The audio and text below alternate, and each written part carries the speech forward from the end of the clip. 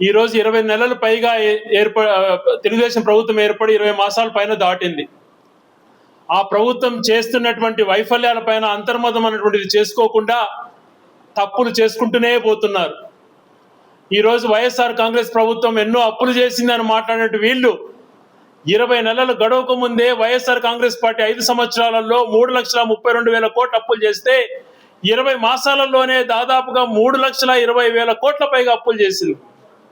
కేవలం 20 మాసాల్లోనే వైఎస్ఆర్ కాంగ్రెస్ పార్టీ 5 సంవత్సరాలలో ప్రభుత్వానికి అనేక రంగాల సంక్షేమ కార్యక్రమాలు ఇచ్చి కరోనా లాంటి పరిస్థితులు వచ్చినా కూడా 3,32,000 కోట్ల అప్పులు చేస్తే పూర్తిగా అప్పుల పాలు చేసిందని ఆరోపణలు చేసినట్టు వీళ్ళు 20 మాసాలలోనే ప్రజలకు ఏమాత్రం సంక్షేమం ఇవ్వకుండా అభివృద్ధి చేయకుండా వాళ్ళు మాత్రం 3,20,000 కోట్ల అప్పులు చేసేశారు.